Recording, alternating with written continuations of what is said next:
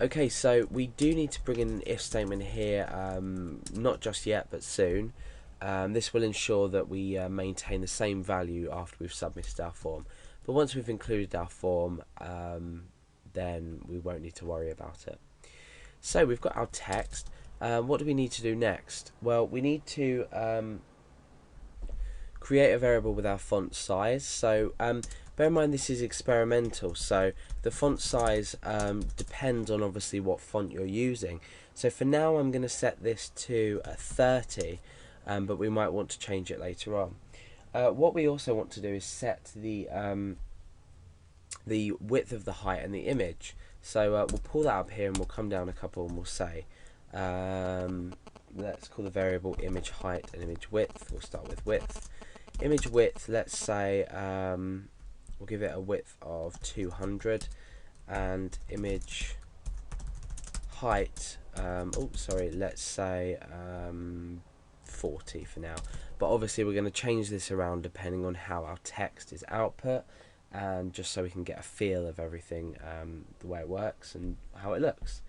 So the next thing is to create the image itself. So let's create a variable called image, and we're going to be using the image create function as part of the GD library. And the image create function takes two parameters. This is going to be the width and the height. So obviously we've already defined this up here. So we just put image width and image height in. Okay, so now we've generated the image and the width and the height of that.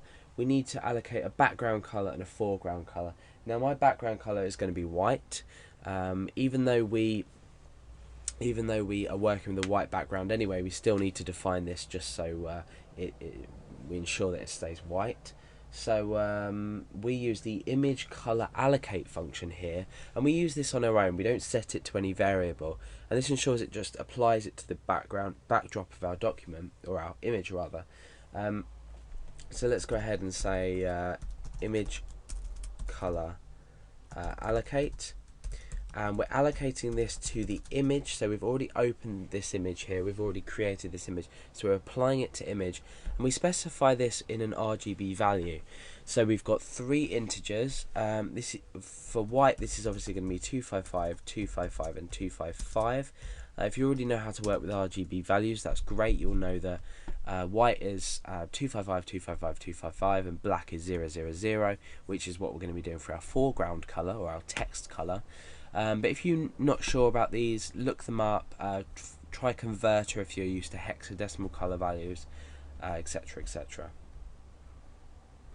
Okay, so now with regards to the text color, we need to look at setting this into a variable, because what we want to do is when we use this image ttf text function, we need to supply a text color, whereas we don't need to supply the background color. That's why we've done it without a variable declaration.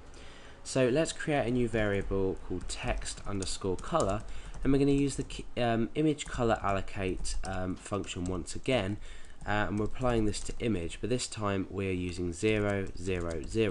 So our text color is going to be 000, which is black. Okay, so the next thing to do is we want to use our image ttf text function to ensure that we are outputting the secure session properly, and we're going to preview this from index.php. We're not going to preview it from generate.php. So let's start with the image ttf text function.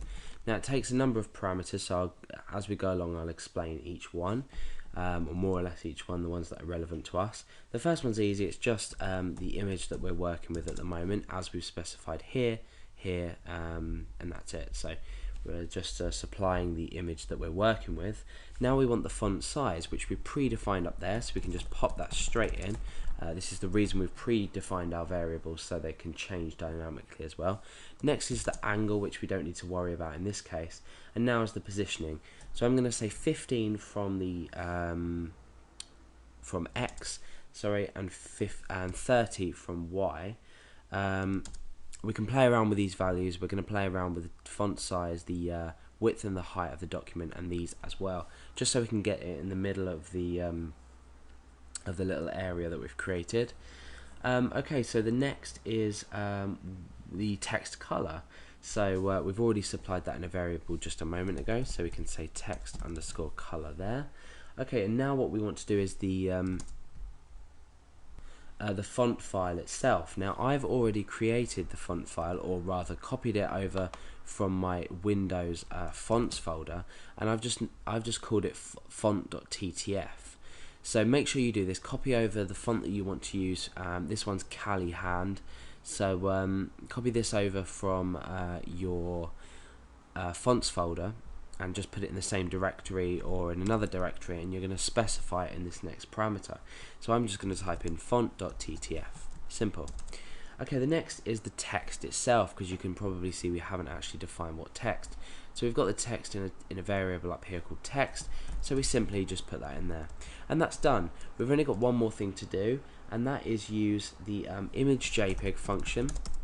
And what this is going to do, it's going to finalize everything, and it's going to write out our image onto this page so it can be displayed as an image. So image JPEG image.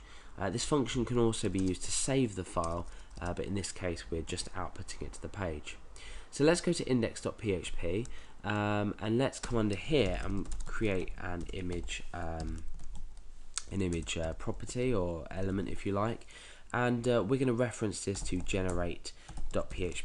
And the reason we can do this is, remember, generate.php is now, even though it has its PHP extension, it's now an image file. So hopefully what's going to happen now, considering everything in here works, or if it does work, we're going to view something out on our page, because we're setting the session here, and in the generate.php file we're reading it in here. So let's open up our browser and see if this works. Let's go over to index.php. Okay, so it hasn't worked, so we need to work out exactly why it hasn't worked. So let's have a look inside our generate.php file. I know. What we haven't done is, even though we're declaring our session up here, we're starting our session rather, if you like, in our generate.php file, we still need to start our session. And the reason for this is that we're accessing session data here as well, and although we're including it in here as an image, it's still regarded as its own file. So remember to include session start at the end of at the start of this. So let's go back and refresh.